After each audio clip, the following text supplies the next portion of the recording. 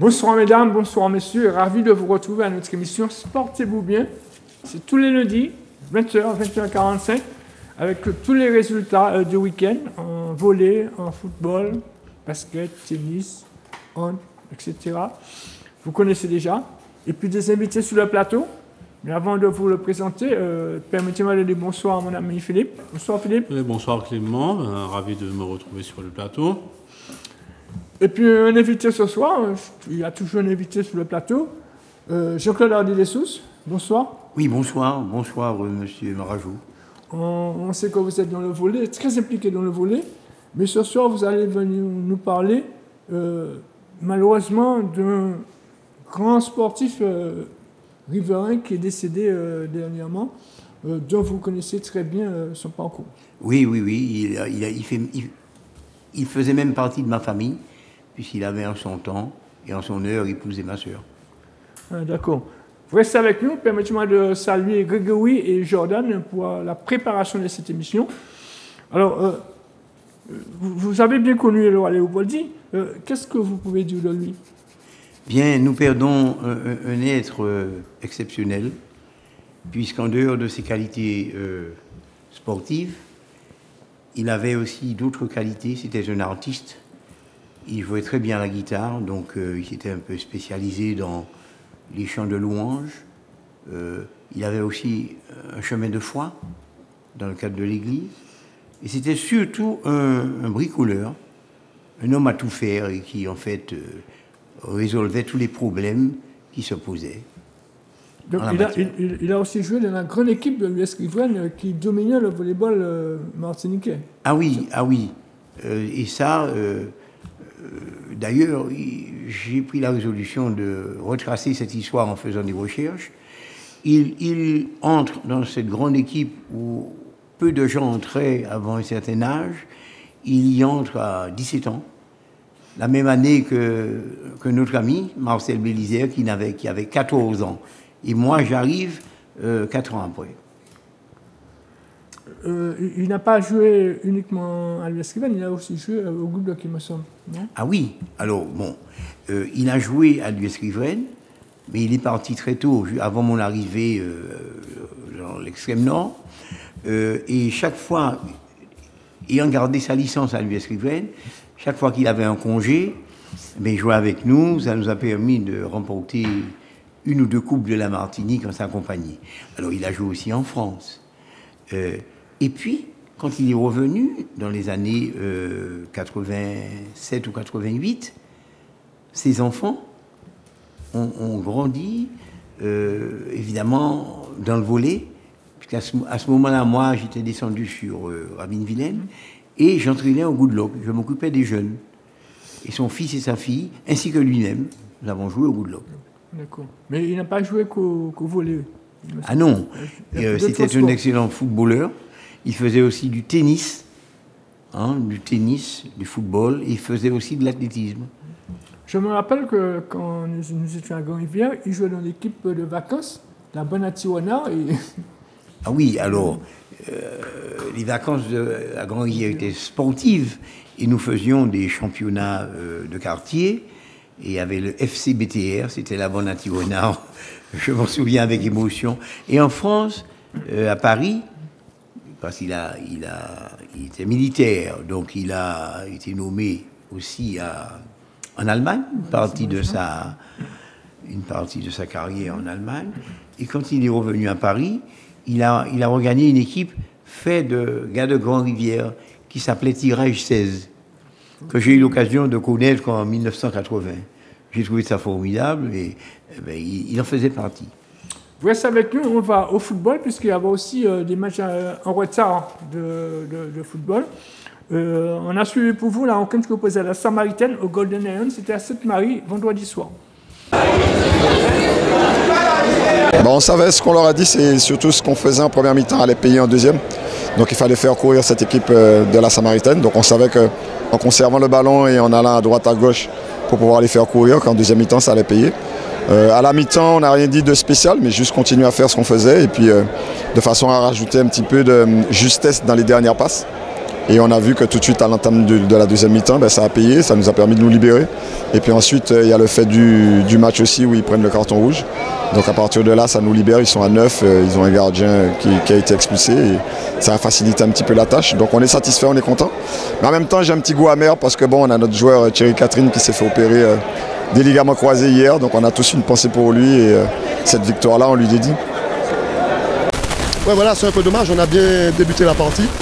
On a ouvert le score, ce qui était une très très bonne chance, puisque après ça a été un peu compliqué pour nous, puisqu'on se fait égaliser tout de suite derrière. C'est dommage, on relâche le match alors qu'on l'avait quand même bien en main. Puis vous savez, avec nos erreurs de jeunesse, quand vous offrez des cadeaux à l'adversaire, on est payé tout de suite derrière, donc du coup c'est un peu dommage. Mais je note quand même un bon comportement de la part de mes jeunes joueurs. Ça manque un peu d'expérience, bien évidemment, mais moi, ce que je note, c'est le courage et l'abnégation dont ils ont fait preuve. Donc pour cela, je peux être totalement satisfait, mais c'est vrai qu'on est quand même un peu déçu par rapport à l'issue du match, parce qu'on n'est pas passé loin de la qualification.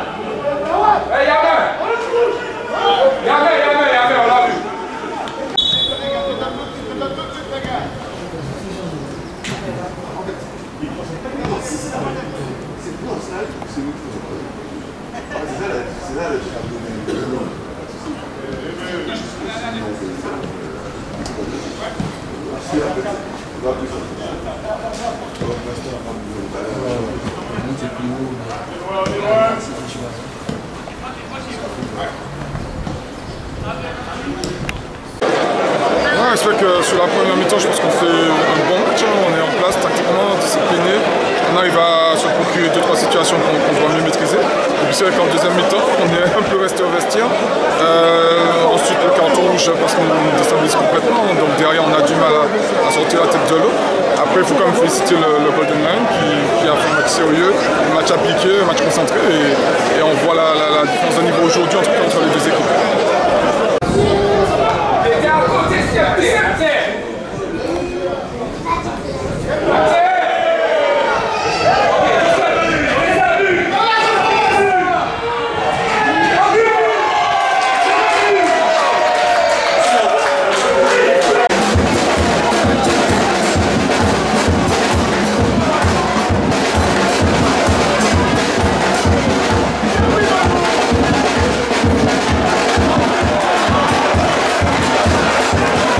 Alors c'est vrai que pour un match de reprise, ça a été quand même compliqué avec l'horaire et la chaleur, mais c'est vrai qu'on a quand même fait respecter, comme on dit, l'ordre établi.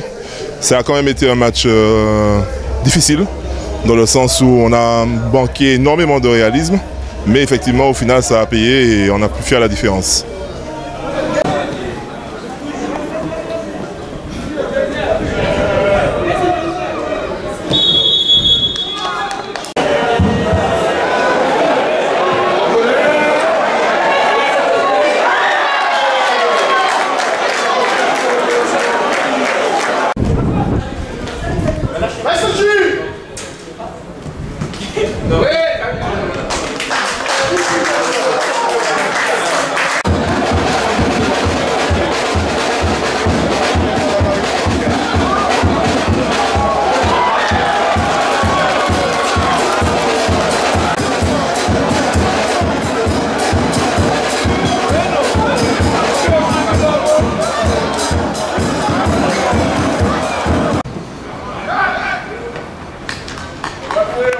Vous nous donnez le reste des résultats en ce qui concerne la Coupe. Ouais.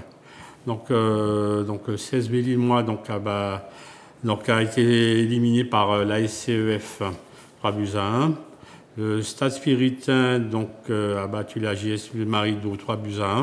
Donc, le New Star Donc a battu donc a éliminé les Clercs de Rivière-Salier, donc jusqu'à 4 tirs au but à 2, donc après avoir fait match 3 buts partout. Donc RC Lorrain donc a été éliminé par les Veillées 3-Îlets, 3 buts à 1. L'Océanique a éliminé la GSE de Eucalyptus 2 buts à 1. Le New Club a éliminé la CVR Pré 2-0. Donc l'ASC Montpito, le New Club a éliminé l'ASC Montpito 2 buts à 1. Le Real de Tartane donc, a été éliminé par l'Espoir de Saint-Luc 5 buts à 0. L'effort du Morne-Vert a écrasé les Ansdar, les Football Club 10 buts à 0. Donc les Tantards a sorti la Gauloise 8 buts à 1. Donc la femme s'est imposée, comme on l'a vu devant l'Excelsior, 2 buts à 1. Donc le 16 Vauquinois a sorti l'ASC Rondelle 6 buts à 0. L'AS Mendezès a éliminé l'Étoile de Basse-Pointe 3 buts à 0. L'US Marinoise a été éliminé par le RC Rivière. Donnez simplement les principaux résultats qui sont oui, bon. Donc aussi qualification de l'US Robert, de l'Inter de Sainte-Anne devant l'émulation. Donc ça a souligné quand même qu'un cœur de R2 a éliminé un club de R1, même s'il s'agissait d'un promu. Donc qualification de l'Assaut de Saint-Pierre, de l'US Diamantinoise, de l'US Riveraine face au FEP Monésie, de quoi faire plaisir à quelqu'un sur le plateau. Et même pas qu'à une seule personne. Le Gris-Gris Quilotin, le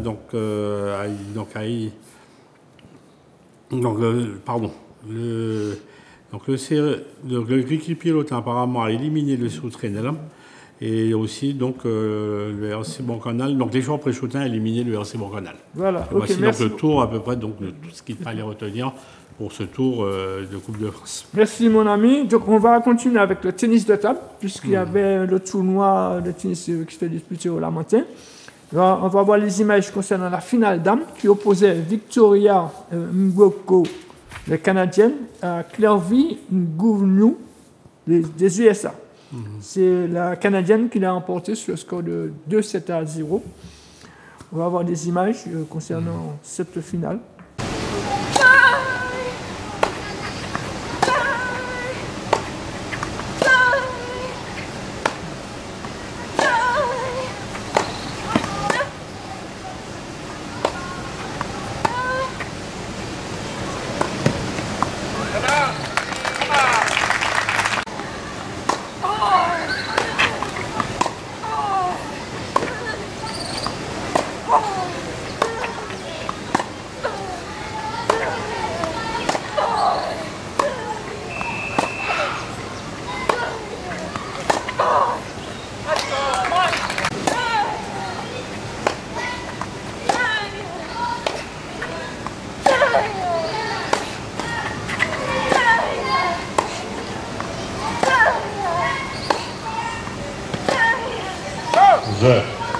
Boko. Changement de balle ramasseur, s'il vous plaît. New ball, please.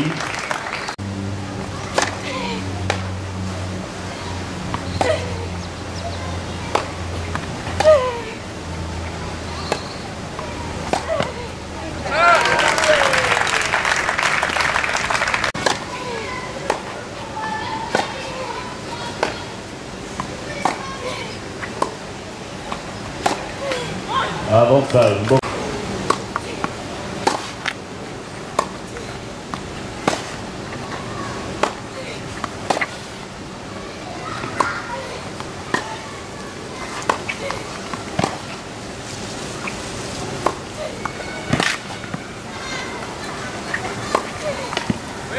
Bonsoir.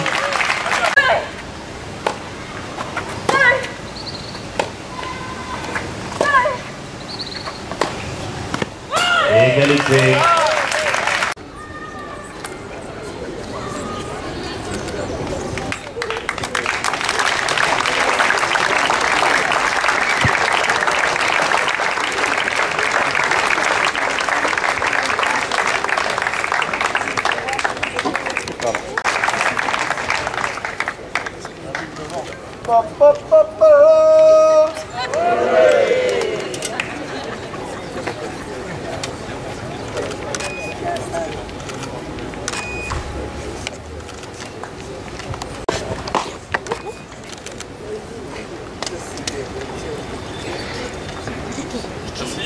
avec les partenaires aussi, s'il vous plaît.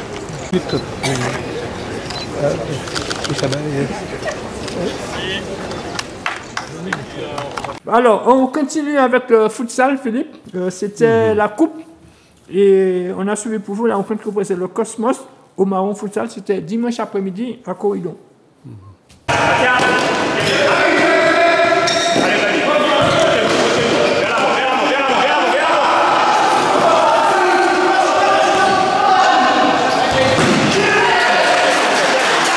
Alors oui, un beau match. On a très bien commencé, on a marqué au bout de 2 minutes à peu près.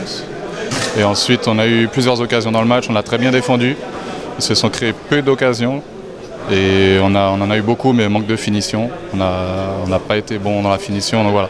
On va travailler ça pour les prochains matchs et au final on gagne au penalty, donc grâce à 2 arrêts du gardien. Et puis ben, voilà, on passe donc direction l'écart et on va travailler pour être encore plus fort.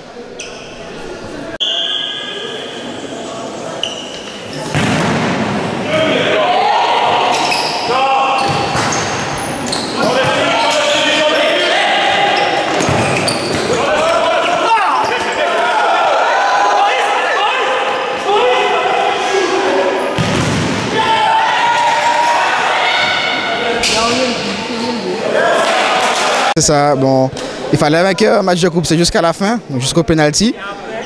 Victoire au Cosmos, on leur souhaite le bonheur pour le reste. Et puis aussi, nous, dans notre match, on a raté des occasions. Et puis c'est comme le football, hein, quand on rate, on prend. Puis jusqu'à la fin, on a fait 1-1. Et puis voilà. C'est ça, ben on a eu un bon match, hein. L'équipe a réalisé un très bon match aujourd'hui, on avait une belle opposition en face, une équipe des Marrons qui a bien défendu, on s'est créé beaucoup d'occasions mais on n'a pas réussi à scorer au départ et on a su faire la différence malheureusement pour nous au tir au but, c'est toujours la loterie et les tirs au but, mais là cette fois-ci on est passé, donc ben notre chemin continue et l'aventure aussi continue.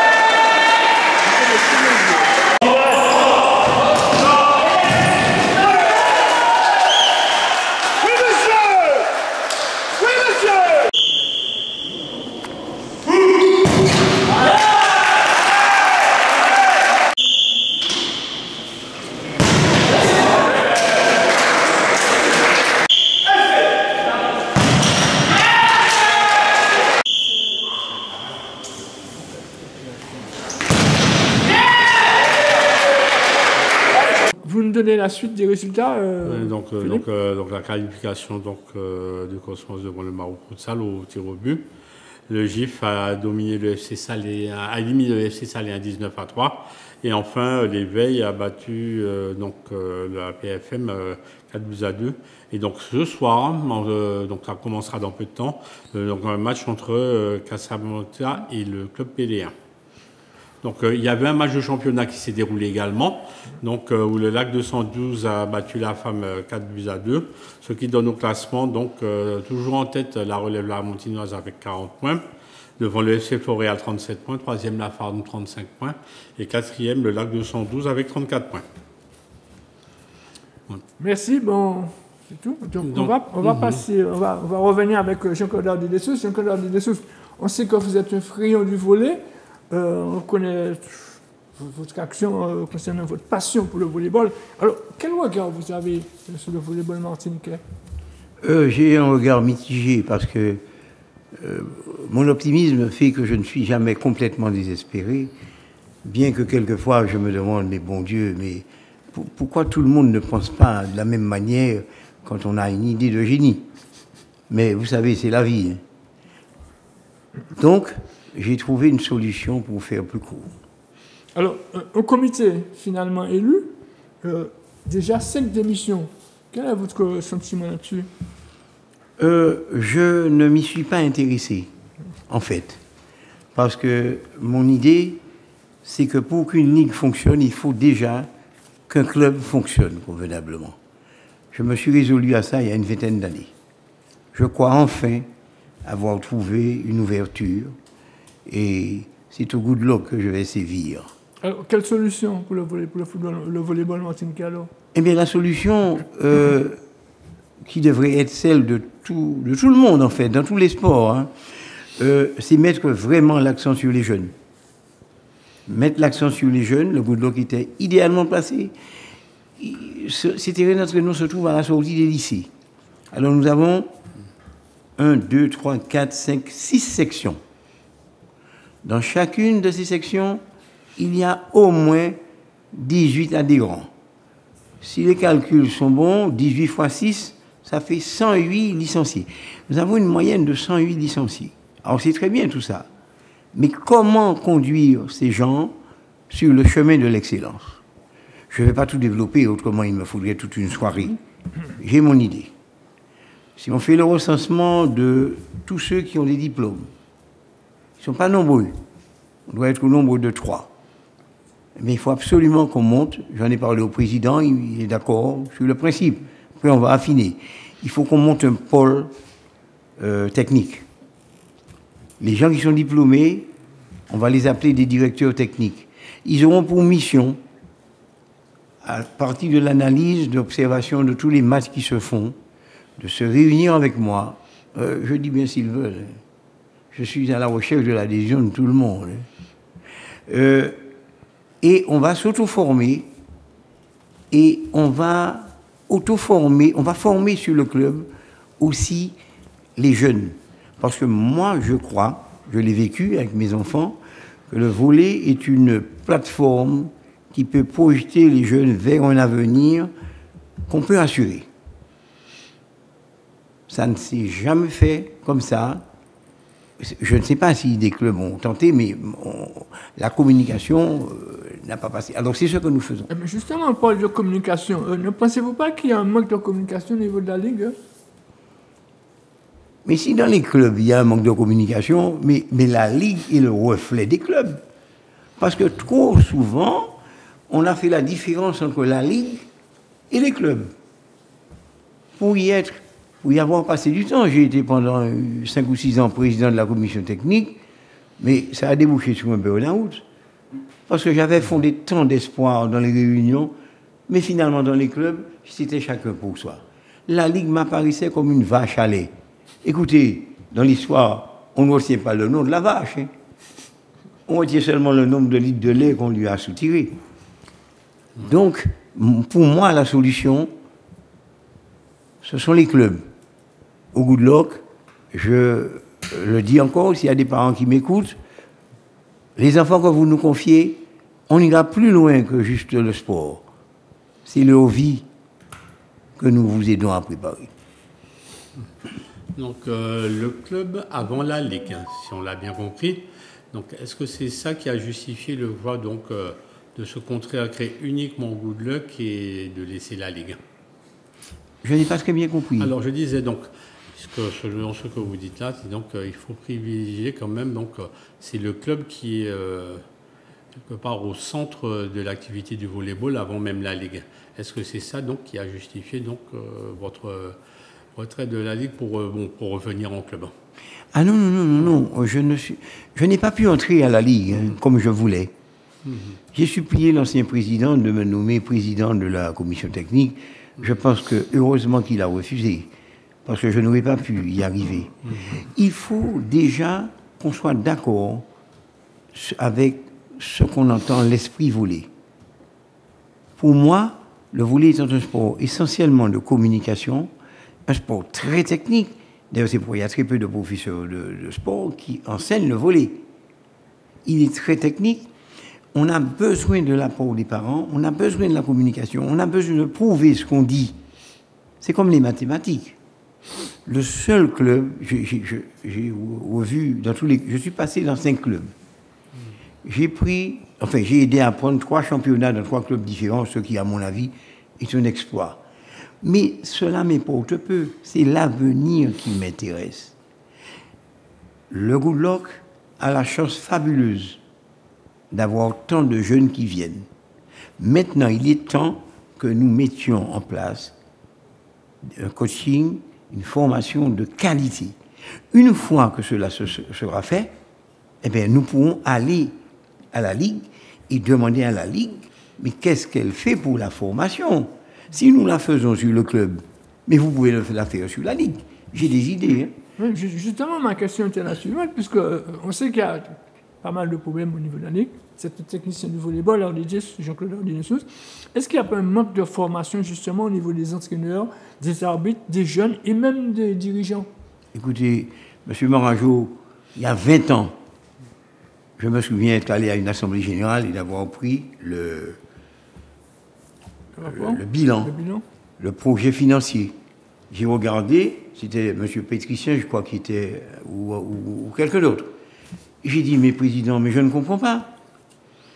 Vous allouez des milliers d'euros pour des voyages, pour déplacer des sélections, et il n'y a 0 euro pour la formation. Dès qu'on parle de formation, on parle de faire venir des étrangers. Il y a des clubs, j'apprends ça comme ça, je ne nomme personne, mais ils se reconnaîtront, qui ont payé des entraîneurs des États-Unis pour venir entraîner leurs jeunes en Martinique. Je rappelle que nous avons, enfin, oui, au moins un technicien qui a passé sa vie, qui est parti de rien du tout, qui est arrivé jusqu'au sommet, qui a formé des gens qui sont même devenus entraîneurs de bon niveau en France. Je crois qu'on a un problème à ce niveau-là. On a du mal à nous regarder et puis à se faire confiance. Mais c'est terrible, ça. Je parle de Christian Chadet, qu'on appelait le roi de la fixe, qui a joué au Tour professionnel et qui actuellement entraîne à Tours. Eh bien, je converse assez souvent avec lui. Ils ont les mêmes inquiétudes, parce que le volleyball évolue. Mais entre nous, nous pouvons nous faire confiance et puis arrêter de croire que pour qu'on évolue, il faut que ça vienne de l'extérieur. Nous pouvons même créer une manière de jouer de chez nous. Seulement, qu'est-ce qui nous manque? Et moi, avec d'autres amis, j'ai promis d'aller retrouver la mémoire du volley, d'aller aux archives, de rebâtir, parce que maintenant, quand j'interroge des jeunes, ils disent, mais non, avant, nous, il n'y avait rien. Mais vous vous rendez compte? Alors que, quand j'avais une trentaine d'années, aucune équipe de National 2 française ne nous battait en Martinique. On a tout oublié. Alors, je n'accuse personne, mais nous pouvons reconstruire, nous poser les bonnes questions et nous faire confiance. C'est un appel du pied que je lance à la Ligue. Vous restez avec nous, on va justement voir les résultats concernant la 10e journée du championnat qui s'est déroulée ce week-end. On va commencer par les dames. Donc, l'Espoir de Sainte-Luce a battu le Pôle 3-7-0. Le Rayon a battu l'Entente FEP Montésie Éclair 3-7-1. Le RC Ardésien a battu le Bifort Nord 4-3-7-0. Donc, le Good Luck a battu l'Entente Martinique Université Club Team 3-7-0. Comme l'Empire qui a battu la JS franciscaine 3-7-0. Et le match entre le volleyball club pilotin et la mairie sportive a été reporté. Ce qui donne au classement donc en tête le Rayon de Petite-Anse avec 30 points, devant l'Espoir 28 points et le RC à 26 points. Ferme la marche, donc le volleyball club pilotin avec 6 points, la mairie sportive avec 3 points et la JS franciscaine avec 0 points. Donc chez les messieurs, donc victoire du RC Ardésien devant l'Espoir 3-7-0. Le Bifort Norca a battu Team Pulse 3-7-0. Le Rayon a battu l'Empire 3-7-0. Tout comme le Good Luck qui a battu le MUC 3-7-0. Donc en tête, RC Ardésien avec 26 points, devant le Rayon 25 points et l'Espoir 21 points. Ferme la marche. Team Pulse avec 5 points. Bifort Norca avec 4 points. Et l'Empire avec 0 points. Mais vous n'avez pas parlé du Good Luck. Si, puisque le Good Luck a battu le Martinique. Non, mais dans le classement. Alors, le Good Luck... Alors, justement, le problème, c'est que comme on n'est que de la tête du classement, le Good Luck est 4e chez les messieurs avec 20 points et chez les dames également, avec 20 points aussi. Il fallait le préciser. Merci. Voilà, on va filer du côté du basket, puisqu'il y aura aussi une journée de basket ce week-end, avec notamment, on a suivi pour vous la rencontre que posait le Golden Star à l'éclair de Rivière-Salée, tant chez les filles que chez les garçons. Et on revient dans un instant.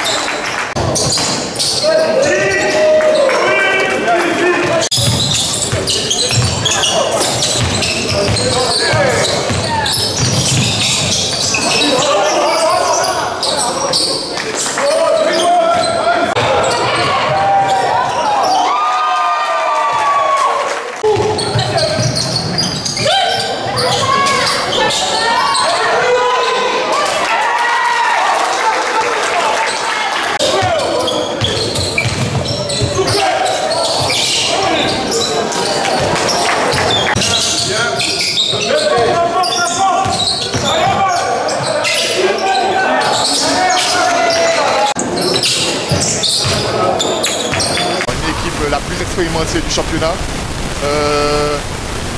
qui utilise toutes les failles, toutes les erreurs des autres équipes pour pouvoir mettre leur jeu en place et puis pouvoir les punir. On ressort des fêtes, on a vu qu'il y avait des filles très professionnelles qui ont continué à s'entraîner. On est reparti un peu sous des battes parce que nous on a été un peu très peu à l'entraînement. Mais on n'a pas, je le répète, été ridicule cette fois-ci, même si je trouve qu'il nous reste à travailler pour les playoffs. Nos objectifs, c'est les playoffs et les prochaines rencontres, les demi-finales de playoffs.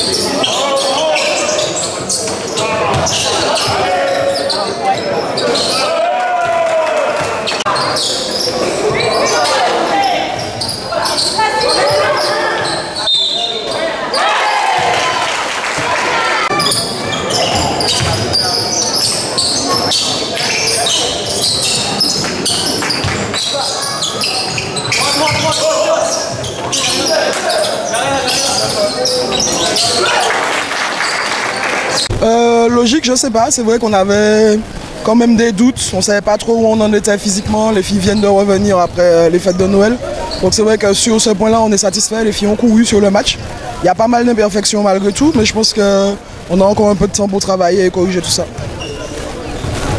Voilà, donc on va poursuivre avec les autres résultats, Philippe. Donc on reprend. Chez les dames, l'Aigle Noir avait battu le Madin Gris 77-47. Donc l'Arsenal avait été battu par la Gauloise 43-42. Les Black Stars ont battu le Golden Lion 20-0, donc j'imagine que le Golden Lion ne s'est pas présenté. Et donc on avait vu donc, cette victoire de l'Éclair devant le Golden Star, 85-53. Ce qui donne au classement donc l'Aigle Noir en tête avec 15 points pour 8 matchs joués, ex aequo avec les Black Stars et l'Éclair de Rivière-Salée. Donc, quatrième, donc le Golden Star avec 10 points en 7 rencontres. Ferme la marche, la Gauloise avec 9 points en 7 rencontres. L'Arsenal, 7e, 9 points en 8 rencontres. Et 8e, le Golden Lion avec 8 points en 7 rencontres. Alors, la prochaine journée va opposer donc, la Gauloise à l'Aigle Noir. L'Arsenal recevra le Golden Star. Le Madin Gris recevra les Black Stars du Saint-Esprit. Et le Golden Lion recevra l'Éclair. Ce fut le classico des années 2000-2010. Là, ce sera un match avec moins d'enjeux. Donc, chez les messieurs, donc le Rebond Pilotin a dominé l'Intrépide 80-48. Les Black Stars du Saint-Esprit ont créé un peu la surprise en battant le Sac de Floréal 62-46. Et la Gauloise s'imposait sur le terrain de l'Arsenal 84-58. Et donc, le Golden Star qui a dominé l'Éclair 112-34. Donc, le Golden Star, seule équipe invaincue, donc, est seul en tête avec 16 points. Donc, devant le Rebond Pilotin, 14 points. L'USAC, 14 points également. La Gauloise, 13 points. Ferme la marche, donc l'Intrépide avec 10 points. l'Éclair avec 9 points. Et l'Arsenal avec 8 points. La prochaine journée donc, va opposer donc, la Gauloise à l'Intrépide. L'Arsenal recevra le Golden Star. Le Rebond Pilotin recevra les Black Stars du Saint-Esprit. Et enfin, l'USAC de Floréal recevra l'Éclair de Rivière-Salée. Et voici ce qu'il fallait savoir pour le résultat du basket de cette semaine. Jean-Claude Dessous, on ne va pas se voiler la face, mais on sait qu'au niveau de la Ligue, s'il y a eu 5 démissions, c'est qu'il y a quelque part il y a des problèmes. Pensez-vous qu'il va falloir encore demander à la fédération de s'occuper du volleyball martiniquais? Ma réponse est tranchée, elle est difficile. Mon avis même est difficile à formuler parce que, d'un côté, nous sommes dans une fédération doublement championne olympique. Les équipes de France sont parmi les meilleures du monde. Et nous sommes français. La question est comment utiliser cette situation favorable pour avancer, d'un côté. D'un autre côté, notre réflexion sur les aspects même du volley, en dehors de la pratique sportive, à mon humble avis, reflète d'un niveau lamentable. Quand je parle, tout le monde me prend pour un illuminé. Alors, je garde mon illumination pour moi. Mais tout ce que je peux dire, c'est que quand on fait la relation entre certains aspects du volley qui induisent une anticipation permanente, une réflexion continuelle et la possibilité de résoudre dans le temps, 3 secondes, des problèmes épineux, moi ça me rappelle les études supérieures. Donc nous avons là un créneau de la Ligue vers les écoles, vers le lycée. Il y a une réflexion à mener et j'ai envie de dire que je suis prêt à me jeter dedans si on m'invite, mais nous perdons toutes ces possibilités et je suis un peu navré. Par contre, le président de la fédération est venu ici, on comprend qu'il veut aider, mais c'est à nous de savoir comment. Hein. Alors, est-ce que ça veut dire que vous allez vous présenter à la présidence de la Ligue? J'ai dit. Et ceci après, il n'y a pas longtemps, hein, vous savez, depuis le départ de mon beau-frère, là, Léo, je me pose des questions. Une phrase me taraude depuis l'esprit. Ma femme va bondir quand elle va entendre ça. Hein. Aime et fais ce que tu dois.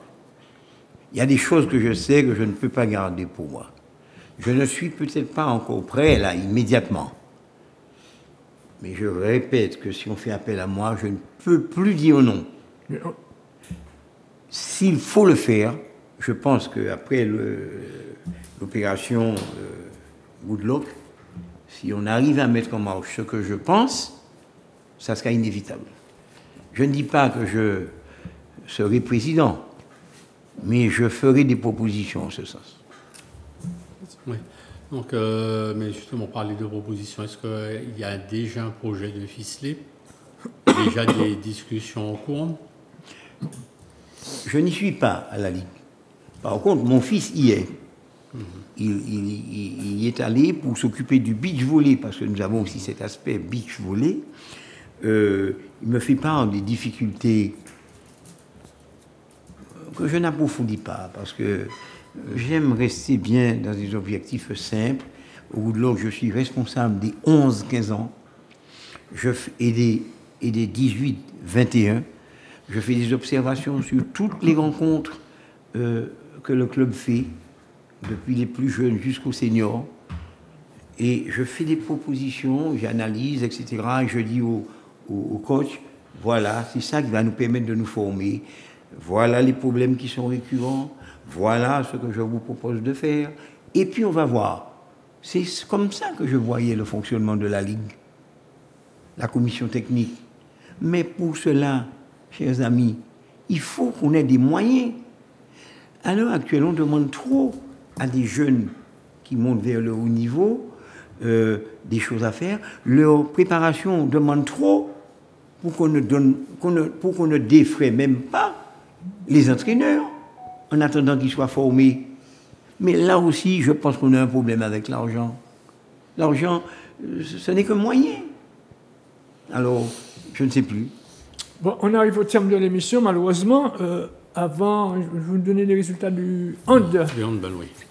Donc, ici, donc, l'entente, donc chez les dames d'abord, hein, l'entente Mondezès gauloise a battu les Étoiles de Gondo 39-16. Le Réveil sportif a battu le Sporting Club d'Argentine 27-14. Donc, l'UJ Redoute s'est imposé sur le terrain du Phoenix du François 28-21. Et la rencontre entre l'ASC Ducos et l'Arsenal a été reportée.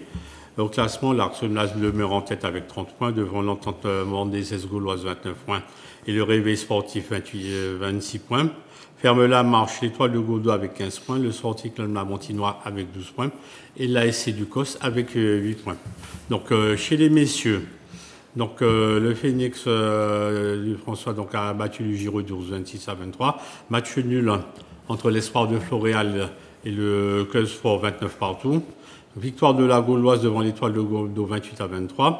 Victoire du Réveil sportif devant le Sporting Club Lamontinois 25-22. Très large victoire de l'USC Citron 59-25 devant le Handball Club Pilotin. La rencontre entre l'ASC Ducos et le foyer rural de Roche-Carré n'a pas été jouée. Donc au classement, l'USC Citron est en tête avec 38 points devant le Club Sport avec 32 points et le foyer rural de Roche-Carré avec 27 points. Quatrième l'espoir de Floréal, 29 points, pardon, et quatrième l'espoir de Floréal avec 27 points. Ferme la marche, l'Étoile de Gondo avec 19 points, le Sporting Club Lamontinois avec 17 points, l'ASC Ducos avec 12 points en compagnie du Handball Club Pilotin. Voici ce qu'il fallait retenir des résultats du handball. On est arrivé au terme de notre émission, mais avant de clôturer, je voulais présenter mes sincères condoléances à la famille d'Éloi Léopoldi qui nous a quittés. Si vous avez un dernier mot à dire le concernant, Jean-Claude. Concernant Éloi, eh bien, je m'adresse à lui parce que je pense qu'il est parti, il a quitté cette terre, mais il doit être tout près dans une autre dimension. Vieux frère, dis au bon Dieu de m'appeler le plus tard possible et de là où tu es, aide le voler, il en a beaucoup besoin, ainsi que nous tous. Nous pensons beaucoup à toi. Je ne pourrais terminer en présentant également mes sincères condoléances à la famille de Maurice Lebrun. C'était le responsable des sports de France Antilles et qui nous a quittés également. Donc, mes sincères condoléances à sa famille. Merci, Philippe. Face quand même à toute cette disparition, donc l'émotion et le recueillement de mine, donc je ne rajoute pas plus que ce qui a été ajouté déjà. Merci Jean-Claude Hardy-Dessous d'avoir répondu à notre invitation. Merci. Merci à Grégory et à Jordan pour avoir réalisé cette émission pour nous. Merci aux téléspectateurs. Sportez-vous bien et prenez soin de vous.